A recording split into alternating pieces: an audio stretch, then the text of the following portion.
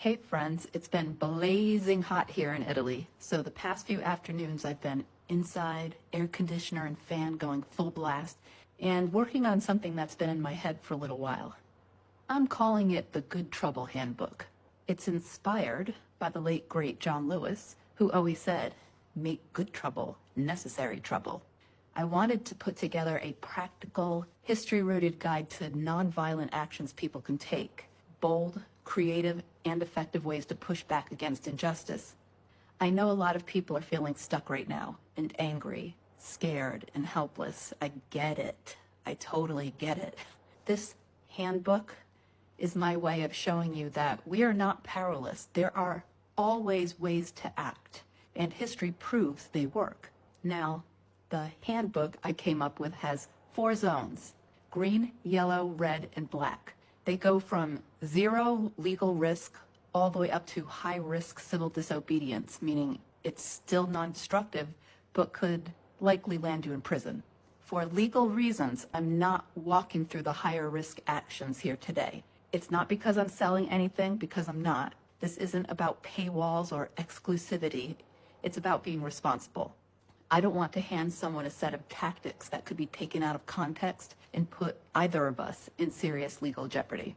So today we're focusing on the green and yellow zones, the fully legal actions and the low risk creative disruptions. These are things you can do without risking arrest, but they still have impact. In fact, the yellow zone has some of the most creative attention-grabbing tactics in the whole handbook. I'm going in reverse order because I'm pretty sure most of you are familiar with the green zone tactics. The yellow zone tactics are peaceful, non-destructive actions that might brush up against ordinances. You could get told to move along by the cops, but you're not going to end up in handcuffs if you keep it peaceful. So I came up with a ton, I think like 16 or 17 of them, but here are some of my favorites, okay? This sounds like a strange one to start with, but there are die-ins. You lie silently in a public space to represent victims of injustice. It's a striking visual that gets people talking, and it probably will go viral. These people could also represent those who have been disappeared into a detention system that is almost impossible to track. There are silent occupations. You fill public buildings silently until escorted out. Nobody talks. The silence is unnerving, which is the point. In 2018, immigrant rights advocates sat in Senator Chuck Schumer's office and made national news. There are silent human chains. I don't know how many of you know about the 1989 Baltic Way, but it was pretty incredible. 2 million people joined hands across 3 countries to protest Soviet rule. Even smaller versions send a big message. I don't know, like linking arms around courthouses in protest of ICE detentions and deportations, or something like that. Guerrilla projections, that might be my favorite. Project a message on the side of a building. In 2020, Count Every Vote lit up government buildings during the ballot count. In Boston this year, a group called Silence Do Good, which is one of Ben Franklin's pseudonyms, by the way, has been projecting anti-tyranny messages all over Massachusetts. Actually, one of them is my phone's screensaver. Let the warning ride forth once more. Tyranny is at our door. And they had it projected on the Old North Church in Boston. Then there's banner drops. With permission from a building owner, you could hang a massive, bold banner where it won't be ignored. So let's say a couple of prominent political leaders are visiting, let's say, Alaska. Perhaps a group of people could make a statement with a banner of the 2 leaders kissing or something. I don't know. Get creative. And for you theatrical folks, there is street theater. Write a few skits. Get in costume, grab a few props, and pick a public space to dramatize an issue. It draws people in, and it gets press coverage. There are street-wide chalk murals. They're temporary, washable, and impossible to miss. The Black Lives Matter mural in what is or was, I'm not sure, but Black Lives Matter Plaza in DC, it became a national symbol. I have a picture of myself there, which I am fairly certain the Trump administration has painted over by now, though that's not confirmed. Let's see, you could coordinate public readings of the Constitution or dissenting court opinions or historical speeches in public spaces. Have people placed strategically all over the city doing this. It's theatrical and educational.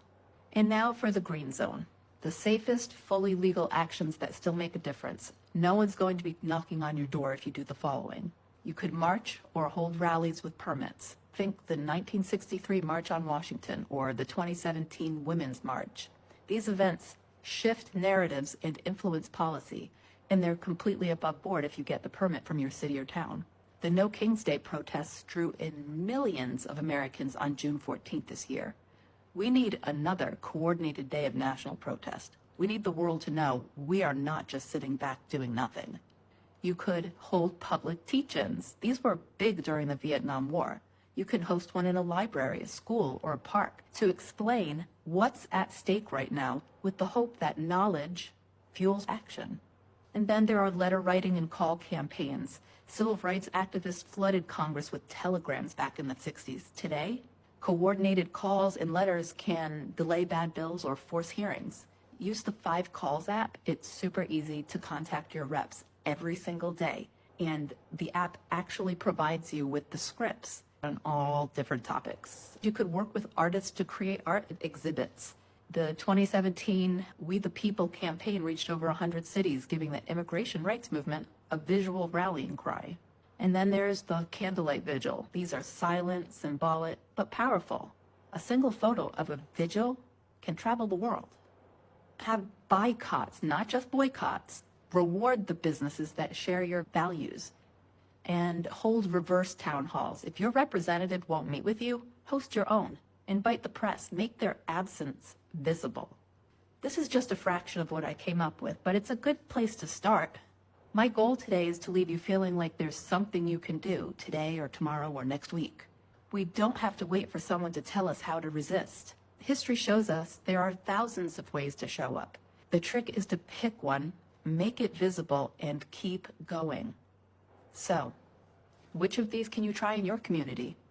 Or do you have an idea of your own? Drop your ideas in the comments. Let's turn feeling helpless into building momentum for change. Let's help each other, okay?